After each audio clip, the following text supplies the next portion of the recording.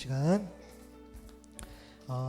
누가복음 23장입니다. 누가복음 23장 50절에서 56절까지의 말씀입니다. 제가 봉독하겠습니다. 공회 의원으로 선하고 의로운 요셉이라 하는 사람이 있으니 그들의 결의와 행사에 찬상하지 아니한 자라. 그는 유대인의 동네 아리마대 사람이요 하나님의 나라를 기다리는 자라. 그가 빌라도에게 가서 예수의 시체를 달라 하여 이를 내려 세마포로 싸고 아직 사람을 장사한 일이 없는 바위에 판 무덤에 넣어두니 이날은 준비일이요 안식일이 거의 되었더라.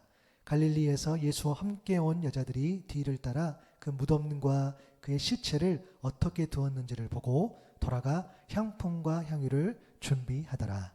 아멘. 오늘 하나님의 나라를 기다리는 자, 하나님의 나라를 기다리는 자라는 말씀의 제목으로 말씀을 나누도록 하겠습니다.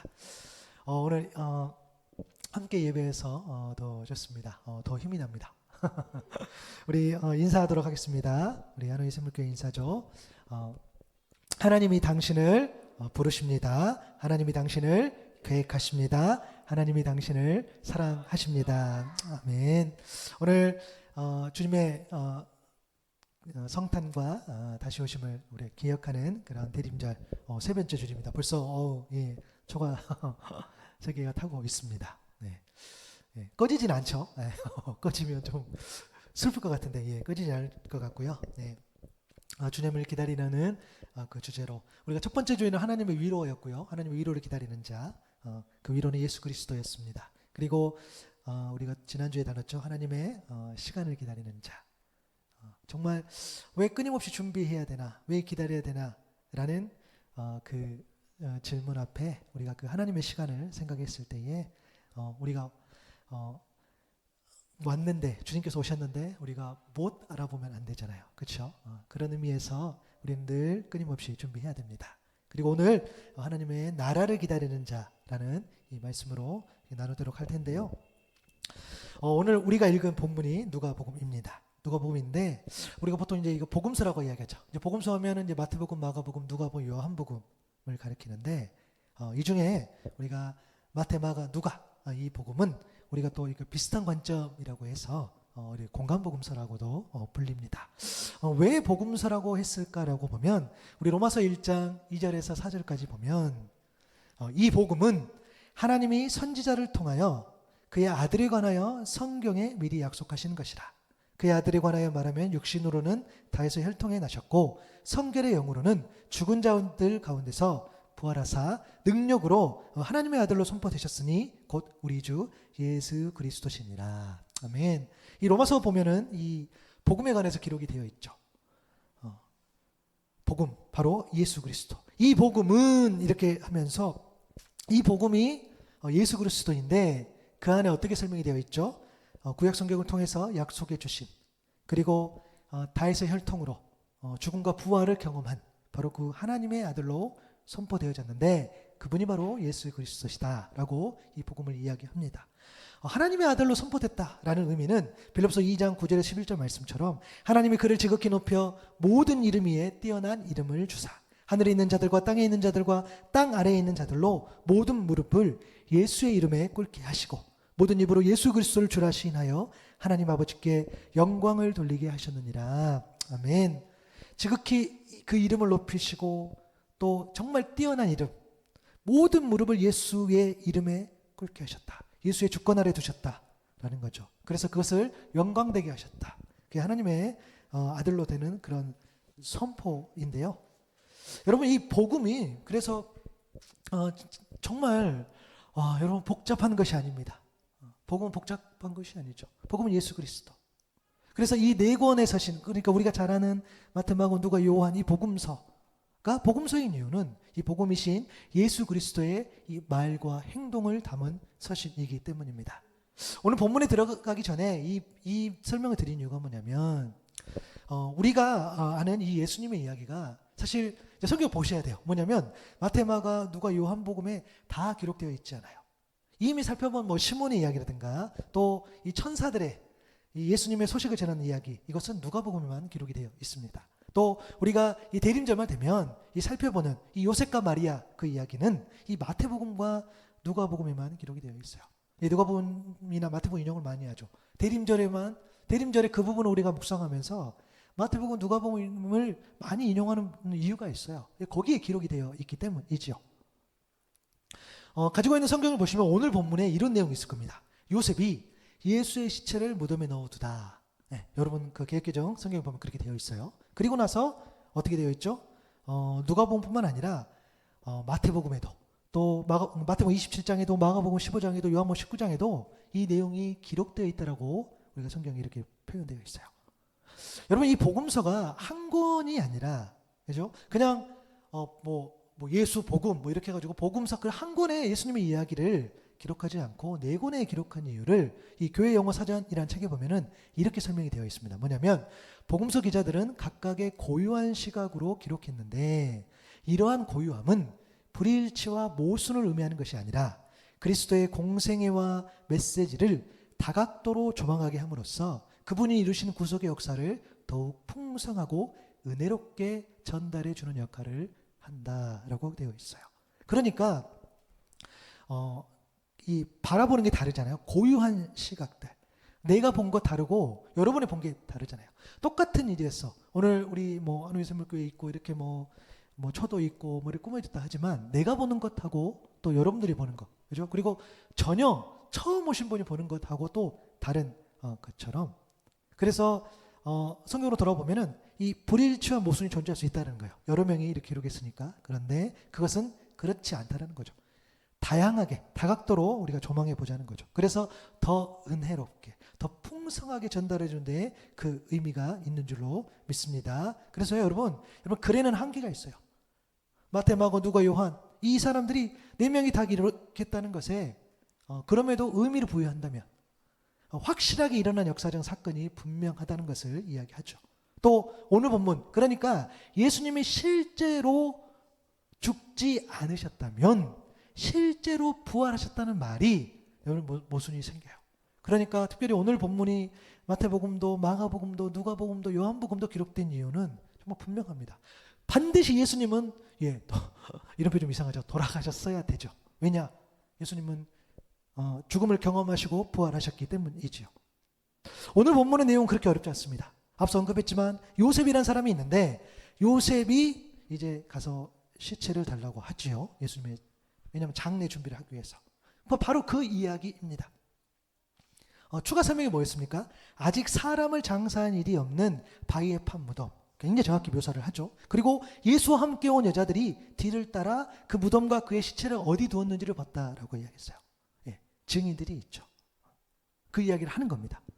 요셉이 여러분 어떤 사람이었습니까? 오늘 본문 50절에 보니까 공회의원으로 선하고 의로운 요셉이라 하는 사람이 있으니 여러분 우리가 성경을 볼 때 이 그 배경에 대해서도 잘 알아야 한다는 말을 우리가 드렸을 겁니다. 그래서 목회자인 저에겐 특히 더 해당되는 말이기도 합니다. 여러분 이 문자를 통해서 드러난 의미도 알아야 하고 또 이 문자 속에 담겨 있는 의미도 알아야지 더 깊이 있게 해석해 볼 수 있는데요. 오늘 보면 50절에 사실 굉장히 치명적인 오류가 있어요. 요셉이란 자가 선하고 의롭다. 여러분 선하다는 것은 좋은 인격을 나타낼 때 사용하죠. 굉장히 긍정적인 말입니다. 도덕적으로 탁월했을 때에 우리가 참 선하다라고 이야기를 하죠. 또 의롭다. 율법이나 규례를 흠없이 성실하게 준수할 수 있는 또 말씀을 정말 성실하게 지속적으로 지켰을 때 우리는 그런 사람을 의로운 사람, 하나님의 의를 쫓는 사람이라고 이야기해요. 그러면 요셉이 그러한 사람이 있다는 건데 공회의원, 여러분 여기서 말하는 공회는 이 산헤드린 공회를 말합니다. 여기는 유대인의 최고 통치기관, 대제사장이 의장이었고요. 이 공회의원들은 바리새인, 사두개인, 서기관 장로, 어떤 백성들의 대표로 구성이 되어 있어요. 한마디로 당시 기득권 세력들의 모임. 여기서 주로 율법을 해석하고 종교재판을 주관하고 이 성전의 치안 문제를 다뤘습니다. 가장 영향력 있는 집단.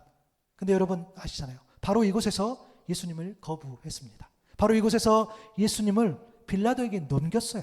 바로 이곳에서 예수님을 조롱했고 멸시했고 핍박했어요. 바로 이곳에서 예수님을 십자가에 못 박았습니다.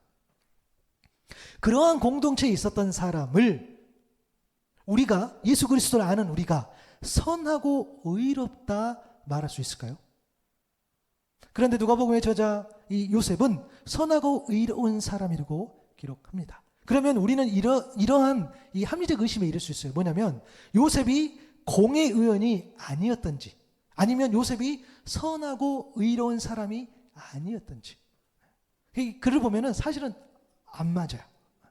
그래서 이 51절에 보니까 그들의 결의와 행사에 찬성하지 아니한 자라라고 설명을 해줘요. 그는 유대인의 동네 아리마대 사람이요 하나님의 나라를 기다리는 자라라고 이야기를 해줍니다. 요셉이 왜 선하고 이런 사람이었을까 했을 때 이 공회의 행동과 계획에 찬성하지 아니했다고 이야기했어요. 또 이 아리마대 사람, 이 아리마대 지역은 정확히 어디인지는 알 수는 없지만 요셉을 하나님의 나라를 기다리는 자라고 이야기를 해줘요. 그러면 여러분 똑같은 이야기를 마태복음 27장 57절에는 이제 마태는 어떻게 설명하느냐? 저물었을 때의 아리마대의 부자 요셉이라 하는 사람이었으니 그도 예수의 제자라라고 기록이 되어 있어요. 여러분 부자. 사실 여러분 부자라고 하면 되고 싶긴 합니다. 그렇죠? 부자라고 하면 되고 싶죠. 근데 부자라고 하면 일단 우리가 객관적으로 생각해 보면은 많이 누릴 수 있는 그런 가능성이 굉장히 높아요. 그 누림이 정말 가치 있고 의미 있고 뭐 이런 것은 좀 다른 영역이긴 하나 어찌됐든 부자라고 하면은 많이 누릴 수 있는 사람. 그런데 예수님의 제자라고 하면은 많이 내려놔야 될 사람.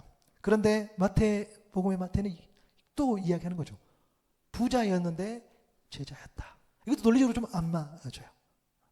여러분 누가복음 18장 24절 25절 예수께서 그를 보시고 이르시되 재물이 있는 부자는 하나님 나라에 들어가기가 얼마나 어려운지 낙타가 바늘귀로 들어가는 것이 부자가 하나님의 나라에 들어가는 것보다 쉬우니라 하시니. 사실 누가복음 보면은 굉장히 예수님께서 부자를 좀 이렇게 뭐랄까 싫어하는 것 같은 발언, 마치 우리가 예수 믿는 자들은 재물이 많으면 안 될 것 같은 그런 이렇게 느낌 아닌 느낌을 받을 때가 있는데요. 예수님은 그런 분이 아니시죠.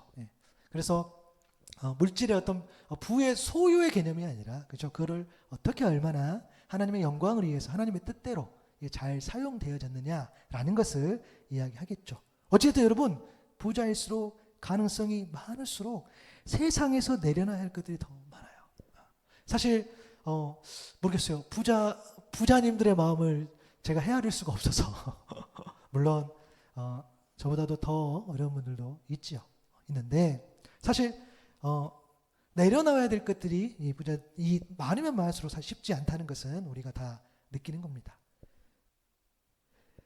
요한복음 19장 38절. 자, 마태는 이 부자, 그러니까 요셉을 부자와 제자라고 설명을 했는데 요한복음 19장 38절에서는 요한은 이 아리마대 사람 요셉은 예수의 제자이나 조금 더 디테일하게 설명하죠. 유대인이 두려워 그것을 숨기더니 이힐 후에 빌라도에게 예수의 시체를 가져가기를 구하매 빌라도가 허락하는지라 이에 가서 예수의 시체를 가져가니라 라고 기록이 되어 있어요. 요한의 설명, 예수님의 제자였어요. 똑같은 또 설명을 하죠. 그런데 처음에는 거부했으나 회심한 자로 기록이 되어 있습니다. 사실 제가 이거는 제가 12월 3일에 설교할 때 누가 경건한 자인가라고 이렇게 말씀을 전하면서 이 부분을 인용했어요. 제가 그 했던 내용을 다시 한번 이야기를 해볼게요. 예수님의 제자이나 유대인이 두려워 그것을 숨겼던 사람입니다. 결정적 순간에 배교에 있던 인물이 바로 이 요셉이죠. 주님이 최고로 힘들 때 주님을 거부하고 멀리했던 자. 그러나 십자가 사건 후에 예수님의 시체를 찾으러 다시 갔죠. 모두가 숨죽이고 숨기 바쁠 때에 오히려 그는 자신을 드러냅니다. 결정적인 순간에 주님을 떠났지만 다시 찾아온 결정적 순간에는 그는 과거의 선택과 반대로 주님을 선택하고 주님을 따랐던 자가 바로 요셉. 누가 경건한 자죠? 처음에는 숨겼으나 마지막에 순종한 자. 순종했으나 마지막에 거부한 자. 누가 경건한 자였을까라는 질문을 해보는데요. 아리마대 사람 요셉이 누구였냐 정리해보면 선하고 의로운 사람, 공의 요원, 그러나 공의의 행동과 계획을 찬성하지 않는 사람. 부자이면서 예수님의 제자. 유대인이 두려워 제자인 자를 그것을 숨겼으나 결정적 순간에 다시 회심한 자. 여러분, 복음서의 저자들이 요셉을 이렇게 기록할 수 있었던 이유는 저는 이 51절에서 찾고 싶습니다. 그들의 결의와 행사에 찬성하지 아니한 자라. 그는 유대인의 동네 아리마대 사람이요 하나님의 나라를 기다리는 자라. 요셉이 선하고 의로운 사람이라는 것, 그래서 공의 행동과 계획을 찬성하지 않은 것, 부자였기에 세상에서 여러 가능성이 있었음에도 내려놓고 예수님의 길, 그 좁은 길을 갈 수 있었던 것, 그리고 유대인이 두려워 제자라는 사실을 숨겼지만 결정적 순간에 다시 회심한 자로 설 수 있었던 것은 그가 이 51절의 고백처럼 하나님의 나라를 기다리는 자였기 때문인 줄로 믿습니다. 여러분, 사랑하는 여러분, 하나님의 나라, 과연 하나님의 나라는 어떤 나라일까요? 여러분, 우리가 지난 시간 말씀을 나눌 때 이 시간이 무엇인지 생각해 보면서 이 어거스틴이 했던 그 고백록의 부분을 제가 인용했었습니다. 이 말이었죠. 그러면 시간이란 도대체 무엇입니까? 만약 아무도 나에게 묻지 않는다면 나는 알고 있습니다. 그러나 묻는 자에게 내가 시간을 설명하려고 하면 나는 모릅니다. 여러분, 알고 있으나 설명할 수 없는 것. 하나님의 나라도 이와 같은 것 같아요. 아무도 나에게 묻지 않는다면 알고는 있는 것 같은데 누가 묻는다면 설명하기 쉽지 않은 나라. 설사 설명해도 이 하나님 나라가 맞나? 라고 할 때가 우리에게 있다라는 거죠.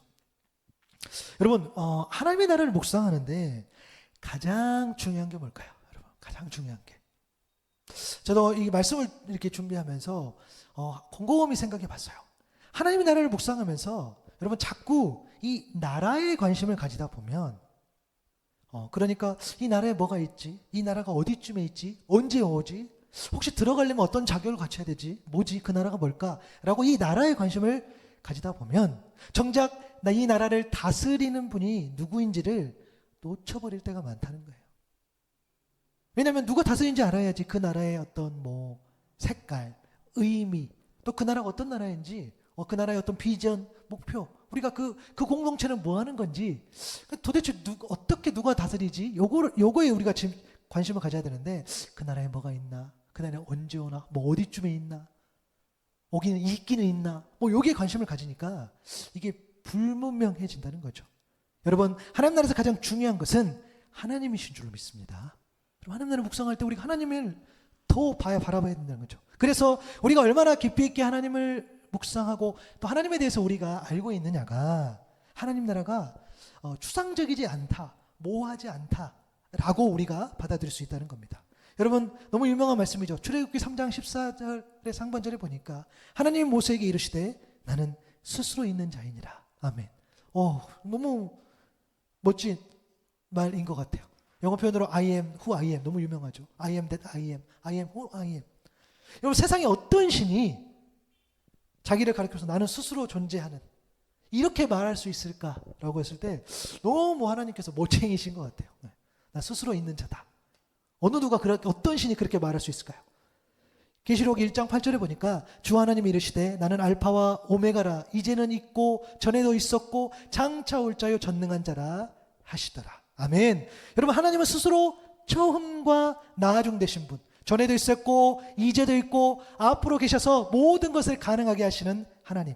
하나님께서는 인간의 시간 개념처럼 시작과 끝이 있는 것이 아니고 영원부터 영원까지 언제나 존재하시는 분, 사람이 헤아릴 수 없는 그때 원래부터 계셨던 그 하나님이시기에 하나님을 아는 것이 우리의 시작이 되어야 할 줄로 믿습니다. 여러분, 그래서요, 이건 제 개인적인 견해이긴 한데요, 이 종교개혁자 깔뱅도 이 기독교의 핵심 교리를 잘 정리해 놓은 이 기독교 강요에서 창조주 하나님을 아는 지식을 가장 먼저 언급한 이유가 바로 이 이유인 것 같아요. 물론 이때의 이 지식이라는 것이 알물 위한 그런 단편적인 지식이 아니라 하나님의 존재에 대해서 인식하는 것에 대한 그런 지식입니다. 조금 말이 어려울 수 있는데 이런 거죠. 우리가 하나님을 인격적으로 만나고 경험했을 때 우리는 설명하기 어렵지만 하나님을 알 수 있어요. 그렇죠? 내가 하나님의 은혜를 경험했어요. 또 하나님께서 나에게 베풀어 주신 정말 나만 아는 그런 은혜가 있는 거죠. 그런데 그것을 설명하는 데는 한계가 있어요. 그렇죠? 그러나 그런 것을 경험했을 때 내가 하나님을 모른다라고는 할 수는 없는 거죠. 바로 그러한 모든 것을 이 창조주 하나님을 아는 지식이라고 우리가 생각해 보면 될 것 같아요. 그래서 잠언 기자는 이 지식의 근본을 이렇게 이야기를 합니다. 잠언 1장 7절이죠. 여호와를 경외하는 것이 지식의 근본이거늘 미련한 자는 지혜와 훈계를 멸시하느니라. 여러분, 이 똑같은 표현을 이 메시지 성경에서는 이렇게 이야기합니다. 하나님으로 시작하여라. 지식의 첫걸음은 하나님께 엎드리는 것이다. 어리석은 자들만이 지혜와 지식을 업신여긴다. 하나님으로 시작하라는 이 이야기. 여러분, 하나님을 경외하고 하나님을 두려워하고 하나님 앞에 경건한 자로 서고 또 그렇게 살아가는 것, 하나님 앞에 엎드리는 것, 하나님을 두렵고 떨림으로 예배하는 것, 언제 어디서나 하나님이 앞에 계신 것처럼 그렇게 살아가는 것, 이것이 하나님을 알 수 있는 거룩한 방법이며 이 구별된 방법이 하나님의 자녀들의 삶의 과정이 될 줄로 믿습니다. 여러분, 그렇기 때문에요, 우리가 하나님을 알고 하나님을 알아가기 힘써야 하는 것이 얼마나 중요한지 몰라. 이 하나님의 나라를 묵상할 때. 여러분, 왜냐하면 이 나라는 왕이나 여왕이 다스리는 그런 영역이에요. 그러면 하나님 나라는 하나님이 다스리는 영역이겠죠. 물론 이때 영역이 단순히 어떤 물리적인 지역이 아니라는 것을 저 여러분 잘 알고 있습니다. 그래서 하나님의 나라는 우리가 하나님의 통치, 하나님의 다스림이라는 그런 영역으로 우리가 이야기를 합니다. 우리가 잘 들었던 그런 내용이죠. 여러분, 온 우주 만물을 창조하시고 지으신 분이 하나님인데 하나님의 통치, 하나님의 다스림이 미치지 못하는 그러한 세상, 그러한 우주가 여러분 존재할까요? 그래서 하나님의 나라는 어떤 물리적인 나라가 아니라 어떤 지역이나 경계가 있는 나라가 아니라 하나님의 통치와 다스림은 영원부터 영원까지 계속되는 것. 그래서 이러한 나라가 여러분 하나님의 나라라는 거죠. 그래서 우리가 하나님 나라가 좀 추상적이긴 하나 우리가 하나님의 나라가 어떤 나라냐라고 했을 때는 하나님의 뜻과 하나님의 의지와 하나님의 열심에 따라서 하나님의 시간에 따라서 하나님의 방법에 따라서 하나님의 계획에 따라서 하나님의 영원한 사랑이 실현되는 나라인 줄로 믿습니다. 여러분, 그러한 하나님의 나라가 그러한 하나님 나라의 주인 되시는 그 하나님께서 직접 이 땅에 오신 것, 그분이 바로 복음이신 예수 그리스도, 그 나라가 바로 이 세상에 왔다는 거예요. 우리가 아까 읽었던 계시록 1장 8절에 보니까 주 하나님이 이르시되 나는 알파와 오메가라, 이제도 있고 전에도 있었고 장차 올 자요 전능자라 하시더라. 아멘. 여러분, 그래서요, 예수님께서 오셨을 때, 그분이 이 땅에 오셨을 때, 이 사역을 시작했을 때, 우리가 공생이라는 표현을 쓰죠. 예수님이 처음 사역 시작했을 때 가장 먼저 처음 선포한 메시지가 바로 하나님의 나라입니다. 마가복음 1장 14절 15절이죠. 요한이 잡은 후 예수께서 갈릴리에 오셔서 하나님의 복음을 전파하고 이르시되 때가 찼고, 하나님의 때가 찼죠. 하나님의 나라가 가까이 왔으니 회개하고 복음을 믿으라 하시더라. 예수 그리스도의 통치가 시작되었다. 예수 그리스도의 다스림이 시작되었다. 회개하고 복음이신 예수 그리스도를 믿으라. 예수님의 사역의 메시지가 바로 이 하나님의 나라였습니다. 누가복음 17장에 이 바리새인들이 주님께 이런 질문합니다. 아니 주님, 예수님, 바리새인들이 하나님의 나라가 어느 때 임하니까 질문하는 거죠. 예수께서 대답하여 이르시되 하나님의 나라는 볼 수 있게 임하는 것이 아니요 또 여기 있다 저기 있다고 또 못하리니 하나님의 나라는 너희 안에 있다라고 이야기해 줍니다. 여러분, 나라는 국민이 있어야 하죠. 저와 여러분 같은 국민이 있어야 합니다. 그리고 땅, 영토가 있어야 합니다. 그리고 주권이 있어야 합니다. 그래야 나라로 인정을 받죠. 그중 어느 하나가 빠져도 나라를 이룰 수는 없습니다. 하지만 주님은 이 세상 나라와 다르게 말씀하셨습니다. 하나님의 나라는 어떤 지역이나 경계가 있는 그런 보이는 나라가 아니다. 그래서 여기 있다 저기 있다 그렇게 말하지 않는다. 하나님 나라는 너희 안에 있다. 여러분, 내 안에 있다, 너희 안에 있다라는 말은 곧 예수 그리스도의 통치가, 주님의 통치가, 주님의 다스리심이, 주님의 주관하신 것이 너희 안에 있느냐라는 그런 질문과 같은 줄로 믿습니다. 그래서 우리는 이 하나님의 나라를 묵상할 때요, 어떤 나라에 대해 포커스를 두는 게 아니라 스스로 이렇게 질문할 수 있어야 돼요. 주님의 통치와 주님의 다스리심이, 주님의 간섭하심이, 주님의 주관하심이 내 안에 있는가? 그럼 이것을 묵상할 수 있어야 되겠죠. 나의 이 속사람이 예수 그리스도의 그 다스림을 받아서 변화하고 있는가? 내 가정이 예수 그리스도의 다스림을 받아서 정말 달라지고 있는가? 그 교회가, 또 공동체가, 또 내가 속한 그 일터가, 또 내가 속한 이 나라가 예수 그리스도의 다스림을 받아서 정말로 예수 그리스도 닮아가고 그렇게 변화되고 있는가? 라는 것을 우리가 묵상할 수 있어야 되겠죠. 그런데 우리 비슷하게 아마 느낄 것 같아요. 있는 것 같기도 하고, 주님의 다스림이 있는 것 같기도 하고, 없는 것 같기도 하고, 있을 때도 있고 또 없을 때도 있는 것 같고, 그렇게 살아가는 그런 모습들을 보면 우리가 참 안타까움을 느낄 때가 있지요. 여러분, 바울이 이런 고백을 합니다. 로마서 7장 22절과 24절에 보면 내 속사람으로는 하나님의 법을 즐거워하되. 여러분, 우리가 하나님의 법, 그러니까 주의 말씀을 우리가 참 즐거워합니다. 여러분, 우리 은혜 받으면 참 좋잖아요. 그렇죠? 우리가 내가 정말 힘들었을 때에, 내가 정말 위로받고 싶을 때에 위로자 되신 예수 그리스도, 그 주님께서 말씀하신 그 말씀, 정말 하나님께서 우리를 너무나 사랑하시고 우리를 부르시고 계획하셨다는 그 말씀, 정말 우리를 끝까지 사랑하신다는 그 말씀, 그 하나님의 법, 그 법을 우리는 즐거워합니다. 내 지체 속에 한 다른 법이 내 마음의 법과 싸워 내 지체 속에 있는 죄의 법으로 나를 사로잡는 것을 보는도다. 내가 하나님의 법을 즐거워하는 게 맞지만 내 안에 또 다른 법이 있는데 바로 이 죄의 법. 그래서 이 하나님의 법을 사랑하는 그 마음, 또 나를 붙잡고 있는 이 죄의 법이 늘 이렇게 싸운다는 거예요. 그래서 이 바울도 그렇게 수고하고 그렇게 헌신했던 바울일지라도 나는 공고한 사람이다 라고 고백을 합니다. 평생을 이런 영적 싸움을 하며 바울 같은 분도 이 맡겨진 사명을 그렇게 감당해요. 막 능력을 펼치고, 물론 저희 그런 기록들이 너무 많죠. 여러분, 바울처럼 헌신한 사람이 있었을까요? 라고 했을 때는 정말 거의 탑이지요. 그런데 그런 바울도 그런 고백을 한다는 거예요. 그래서 여러분, 우리가 좀 힘이 들 때 우리가 이렇게 좀 생각해 보셨으면 좋겠어요.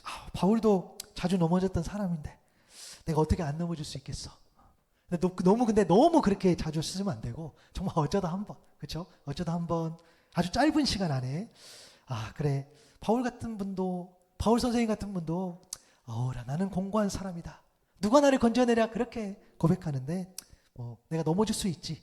여러분, 죄 지어도 괜찮다는 말씀이 아니라 그만큼 우리가 연약하다는 거예요. 그래서 내 안에, 또 내가 속한 가정 안에, 교회 안에, 공동체 안에 주님의 다스림이 반드시 있어야 될 줄로 믿습니다. 여러분, 그래서요, 저도 사실 우리가 이제 교회를 세워가면서 눈에 보이는 기도 제목이 있습니다. 그렇죠? 2024년에는 좀 이런 것들이 채워지고, 이런 것들이 조금 되어줬으면 좋겠고, 이런 것들이 좀 개선되면 좋겠고, 이런 것들이 변화되면 좋겠고, 눈에 보이는 것들이 너무 많아요. 그렇죠? 우리가 안우선물교회 이제 시작하면서 개척교회이죠. 없죠. 거의 없어요. 거의 없는데, 그러다 보니까 이 기도 제목을 놓칠 것 같아요. 주님의 다스리심. 주님의 다스리심이 이 교회 안에 있는가? 또 나 안에 있는가? 우리 가정 안에 있는가? 함께 예배하는 우리에게 있는가? 그래서 그 기도 제목을 우리가 먼저 기도할 수 있는 저와 여러분 될 수 있기를 바랍니다. 눈에 보이는 그 기도 제목이 아니라 정말 주님의 그 다스리심이, 주님의 통치가, 주님의 주관하심이 정말 내 안에 있는가? 그렇죠? 그것을 우리가 보이지 않잖아요. 그래서 그것을 놓쳐버릴 때가 있는데, 그것을 먼저 저희들이 기도할 수 있어야 되겠어요. 여러분, 오늘 우리는 이 말씀을 통해서 이런 질문을 할 수 있을 겁니다. 그러면 하나님의 나라가 하나님의 통치, 하나님의 다스림이라는 개념으로 우리가 이해해 본다면, 이 아리마대 사람 요셉이 기다렸던 그 하나님의 나라는 도대체 구체적으로 어떤 나라였을까? 또 여러분 어떻습니까? 우리가 하나님의 나라를 묵상하면서 이렇게 기대함 바라보면서 도대체 어떤 나라를 기대하고 또 어떤 나라를 기다리고 있습니까? 여러분, 요셉은요, 유대인이지요. 하나님께서 여러분 다니엘을 통해서 요셉과 같은 이 유대 민족에 주신 말씀이 있습니다. 다니엘서 2장 44절이죠. 이 여러 왕들의 시대에 하늘의 하나님이 한 나라를 세우리니 이것은 영원히 망하지도 아니할 것이요, 그 국권이 다른 백성에게로 돌아가지도 아니할 것이요, 도리어 이 모든 나라를 쳐서 멸망시키고 영원히 설 것이라. 여러분, 이 말씀의 시대적 배경은 이 남유다가 멸망하여서 이 바벨론 통치하에 있을 때입니다. 굉장히 힘들 때, 너무너무 어려울 때죠. 나라가 망했어요. 그때부터 유대인들은 하나님 이 말씀을 근거로 메시아 왕국, 하나님 나라에 대한 꿈을 키워온 거죠. 그들이 꿈꾸는 메시아 왕국, 메시아가 와서 이 지배 세력인 로마 제국을 그냥 힘으로 몰아내는 거예요. 누가 나를 공격해? 다 쓸어버리는 거예요. 그래서 그들의 주권, 유대의 주권, 이스라엘의 주권이 회복되고 이 다윗 왕국, 그 찬란했던 그 영광, 그 부흥, 그걸 다시 경험하는 그런 철저하게 현실적이고 정치적인 의미의 그런 왕국이었습니다. 분명 요셉도 이 왕국에 대해 전혀 꿈꾸지 않았다 할 수 없을 겁니다. 왜냐하면 유대인이라면, 이스라엘 백성이라면 모두가 바라는 그런 나라였기 때문입니다. 하지만 요셉은 결국 이 공회의 행동과 계획에 찬성하지 않았죠. 그리고 빌라도에게 가서 주님의 시신을 달라고 하면서 자신이 예수님의 제자라는 그런 정체성을 드러내고야 맙니다. 여러분, 이날은, 성경의 이날은, 오늘 본문의 이날은 안식일 바로 전날이었어요. 여러분, 안식일에 아무 일도 하지 않는 것은 곧 율법을 지키는 겁니다. 그래서 사람들은 안식일에 아무 일도 하지 않기 위해서 옷과 음식을 준비해 둬야 했습니다. 그러나 요셉은 이 안식일 준비를 뒤로 하고 먼저 이 예수님의 장례, 이 예수님의 장사를 먼저 준비했습니다. 여러분, 이것은요, 삶의 우선순위가 바뀌는 순간이고요, 삶의 방향이 틀어지는 순간입니다. 요셉이 제자의 길을 걷게 된 것이죠. 주님을 향한 우선순위가 무엇인가를 보면, 저 사람 우선순위가 뭘까라고 해서 보면 그가 제자인지 아니면 제자인 척하며 살아가는지 보입니다. 여러분, 놀라지 마세요. 우리가 제자인지 제자인 척 살아가고 있는지를 누가 제일 잘 아는지 아십니까? 세상 사람들이 제일 잘 알아요. 놀랍죠? 다 알아요. 그래서 어쩌면은 세상이 이 교회를, 또 예수 믿는 우리를 정말 그러다 보니까 많이 욕하는지도 모르겠습니다. 제자인 척 살아가는 사람들 때문이죠. 여러분, 목회자라도 예외는 없어요. 또 저도 개인적으로 내가 제자인가? 아니면 제자인 척 살아가고 있지는 않은지 늘 두렵고 떨리는 마음이 있습니다. 제가 이 부분 묵상하면서 이렇게 내용을 정리하며 보면서 제가 이렇게 그 컴퓨터 먼지를 이렇게 응시하면서 이렇게 멍하게 잠깐 이렇게 했던 그런 시간이 있었습니다. 왜냐하면 내가 제자인지 아닌지, 내가 정말 제자로 살아가는지 아니면 제자인 척 살아가고 있는지는 여러분, 교회 안에서는 모른다는 거야. 여러분, 주일은 몰라요. 주일에는 이렇게 살고 지내죠. 내가 제자인지 제자인 거 아닌지 모른다는 거야. 교회 안에서는 정말 몰라요. 그러면 여러분, 우리가 한 주일 동안 세상에 나아갔을 때에 정말 세상으로 나아가지 않고서는 정말 교회 안에서만 머문다. 여러분, 교회 안에서만 머문다는 것은 뭡니까? 세상 속에서도 여전히 세상에서는 그냥 세상 사람들과 똑같이 살아간다고 한다면 교회 안에 머무는 거랑 무슨 차이가 있겠어요? 그렇잖아요. 근데 그렇게 살아가면 우리는 제자인지 아니면 제자인 척 하는지를 모른다는 거예요. 여러분, 근데 요셉은 어땠습니까? 여러분, 성경에 물론 기록은 없지만 요셉은 처음부터 공회의 이 결의에 찬성하지 않았을 수도 있어요. 잘 모르겠어요, 요셉의 상황. 그러나 우리가 이 요한의 기록처럼, 이 요한복음의 증언처럼 처음에는 그걸 숨겼지만 결국 제자의 길로 돌아섰다는 그 해석이 좀 더 설득력 있게 보입니다. 그러니까 결정적 순간에 이 공회의 결의, 그 계획에 반대를 한 거죠. 요셉도 주님의 말씀을 들었고요, 이 공회 의원들도 주님의 말씀을 들었습니다.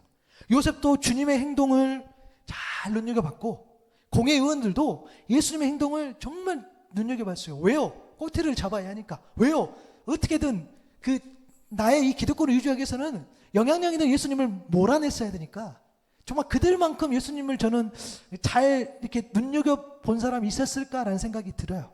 그런데 공회 의원들은 주님을 어떻게 합니까? 십자가의 죽음으로 내몹니다. 그러나 요셉은 우리가 잘 아시다시피 주님의 장례를 준비하고 주님과 함께 걷는 길을 선택합니다. 여러분, 이 차이가 어디에서 나는 걸까요?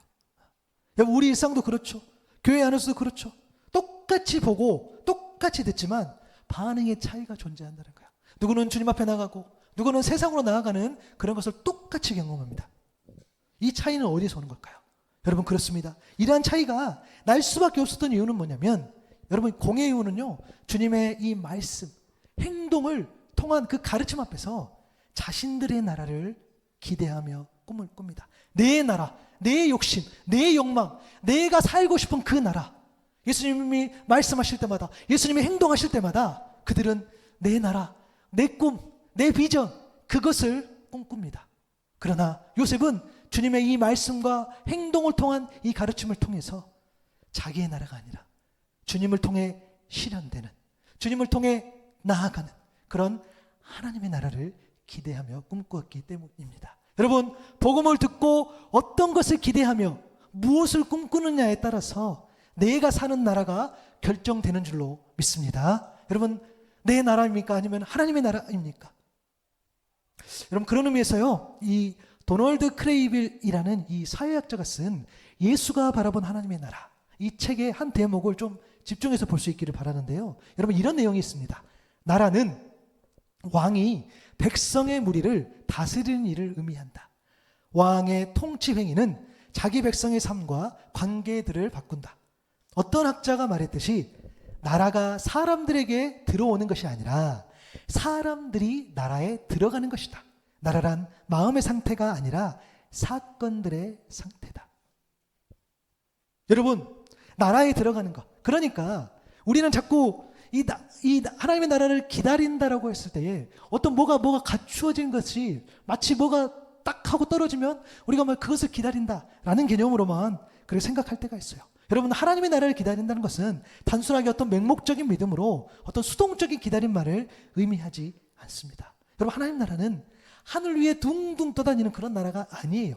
추상적인 나라가 아니라 우리의 삶과 상관없는 그런 멀리 있는 나라가 아니라는 겁니다. 하나님의 나라는 하늘에서 오는 나라인 줄로 믿습니다. 복음이신 예수 그리스도께서 직접 이 땅에 오심으로 우리의 삶 속에 실제 사건으로 채워지는 그런 나라. 그래서 예수 그리스도를 믿는 믿음을 가지고 기대하고 꿈꾸며 들어가는 것이 곧 하나님의 나라를 기다리는 진정한 삶인 줄로 믿습니다. 여러분, 요셉이 하나님의 나라를 기다렸죠. 어떻게 기다렸습니까? 오늘 본문을 생각해 보십시오. 예수님의 말씀과 행동에 힘입어서 빌라도라는 세상 나라에 들어갔습니다. 다시요. 하나님의 나라를 기다리는 자 요셉은 예수님의 말씀과 예수님의 행동에 힘입어서 빌라도라는 세상 나라에 들어갔습니다. 그리고 직접 예수님의 십체를 달라고 했어요. 죽음이 올 수도 있어요. 외면할 수 있어요. 핍박받을 수 있어요. 배교자라고 손가락질 받을 수 있어요. 그러나 예수님의 통치와 다스림을 믿었기 때문에 예수님의 제자로 다시 살아가면서 하나님의 나라를 기다린 겁니다. 하나님 나라에는 여러분 예수님이 말씀이 있어요. 하나님 나라는 예수님의 행동이 있습니다. 하나님 나라는 예수님의 가르침이 있습니다. 하나님의 나라에는 예수님의 삶이 있습니다. 예수님의 말씀과 행동과 가르침과 삶으로, 그러한 삶으로, 예수님의 말씀, 행동, 가르침과 그 삶으로 통치와 다스림이 실현되는 나라, 그 나라가 진정한 하나님의 나라인 줄로 믿습니다. 그래서 하나님의 나라를 진정으로 기다리는 저와 여러분은 우리의 관심은 예수님의 말씀에 있어야 합니다. 우리의 관심은 예수님의 행동에 있어야 합니다. 하나님의 나라를 진정으로 기다리는 자의 관심은 예수님의 가르침에 있어야 돼요. 하나님의 나라를 진정으로 기다리는 자의 관심은 예수님의 삶에 있어야 합니다. 예수님의 말, 예수님의 행동, 예수님의 가르침, 예수님의 삶이 곧 복음이기에 이 복음으로 세상 나라에 들어가는 자가 바로 진정한 하나님의 나라를 기다리는 자의 삶이 될 줄로 믿습니다. 여러분, 마지막 이 내용하고 마칠게요. 얼마 전에 이런 언론 기사가 있었어요. 고립 은둔 청년들이 한국에 54만 명가량 된다고 하는데 정부가 처음으로 이 실태 조사를 했다고 합니다. 그 결과 20대 후반 대학을 졸업한 사람이 많았고 취업 실패가 주된 이유가 나타났습니다. 고립된다는 거죠. 나이로는 20대 후반, 30대 초반, 학력은 대졸이 가장 많았다는 거예요. 10명 가운데 6명이 20대부터 스스로 숨기 시작했다는 거예요. 자신들의 나라에 들어가는 거죠. 가장 큰 이유가 취업 등 직업적 어려움이 있었고 대인관계, 가족관계 등이 들이었다고 합니다. 아무래도 고립되고 운둔되다 보니까 사람들의 관계들이 또 뒤로 밀리겠죠. 일상은 동영상 시청이나 온라인 활동이 대부분이었다고 합니다. 미래에 희망이 없다는 것, 또 다른 사람의 시선이나 만남이 두려웠던 점을 늘 기록했다고 하죠. 80%가 자살을 생각한 걸로 나타났다고 합니다. 여러분, 지금 제가 좀 청년들의 이야기를 했지만 비단 청년들의 이야기일까요? 우리의 자녀들이 사는 나라도, 우리의 지인들, 친구들과 우리의 부모님들이 사는 그 나라도 그렇게 큰 차이가 나지 않을 수 있어요. 물론 너무 세상을 비관적으로 바라보는 것 아니냐라고 했지만 여러분, 이제 그러한 말도 사실 안 통한 것 같아요. 그렇죠?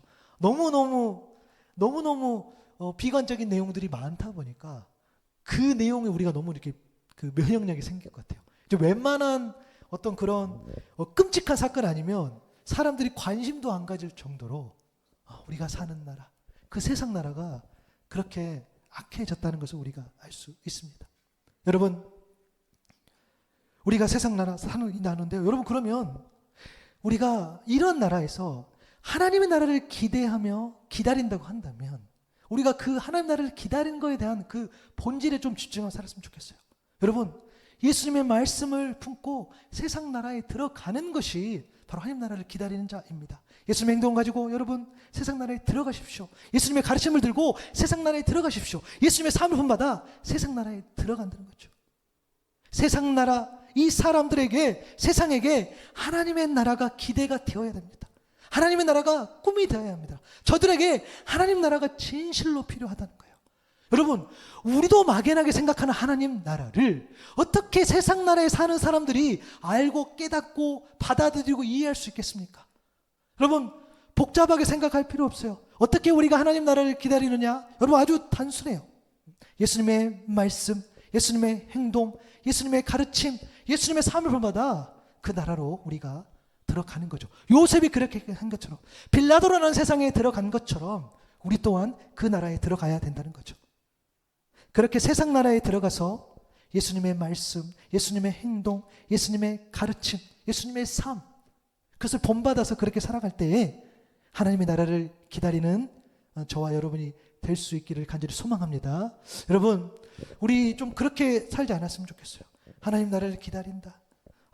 주 예수여, 우리가 제일 마지막에 마라나타 찬양을 하겠지만 여러분, 그렇게 맹목적으로 기다리는 것, 그렇죠? 수동적으로 기다리는 것이 기다림이 아니라 여러분 들어가야 된다는 거죠. 들어가서 내가 힘이 들고 공고한 사람이라도 누가 나를 건져내랴라는 그러한 탄식이 쏟아져 나온다 할지라도 여러분, 요셉이 보였던 그런 것처럼 들어가야 된다는 거죠.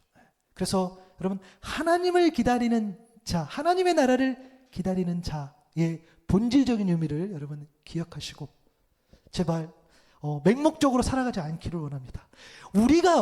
우리가 추상적으로 생각하고 우리가 정말 가볍게 생각하는 그 나라라고 한다면 어떻게 믿지 않는 자가, 세상 나라에 사는 자가 어떻게 그 아름다운 그 영원한 하나님 나라를 받아들일 수 있겠습니까? 여러분,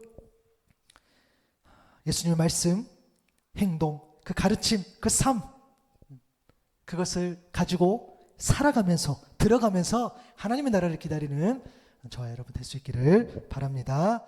거룩한 이 주일 하나님 앞에 온전히 예배하고 주님을 찬송하고 주의 말씀을 묵상할 수 있도록 인도하여 주시니 감사합니다. 하나님의 나라를 기다리는 자, 주님, 혹시 우리가 그냥 맹목적으로 그냥 막연하게 하나님의 나라를 기다린다라고 그렇게 말만 하고 살아가고 있지는 않습니까? 오늘 요셉이 보였던 그 행동을 우리가 묵상해 봅니다. 그가 하나님을 기다렸을 때 그의 기다림은 수동적인 그런 기다림이 아니었습니다. 벨라도라는 그런 절망과 아픔이 있는 그 나라로 들어갔던 요셉을 보게 됩니다. 오늘 우리가 살고 있는 세상 나라가 이와 같습니다. 아픔이 있고 절망이 있고 가난함이 있고 빈곤이 있고 살인이 있고 악의가 있는 그런 나라. 그러나 주의 말씀으로 주님의 말씀, 주님의 행동, 주님의 가르침, 주님의 삶, 그것을 가지고 우리가 그 나라에 들어갈 때 주님 우리와 함께 하여 주시고 그곳에서 하나님의 나라를 기다리며 하나님의 나라를 꿈꾸며 그렇게 살아갈 수 있도록 주여 은혜를 베풀어 주옵소서. 우리와 함께하는 교회가 또 내가 속한 일터가 우리 가정이 세상 나라가 아니라 하나님 나라를 기대하는 그러한 곳이 되기를 소망합니다. 주님 우리에게 믿음을 주옵소서. 우리에게 주님 사랑도 주시고 열정도 주시고 주님 우리에게 지혜를 주셔서 세상 나라에서 하나님의 나라를 기다리며 살아갈 수 있는 우리가 되게 도와주옵소서. 감사합니다. 예수님의 이름으로 기도드립니다. 아멘.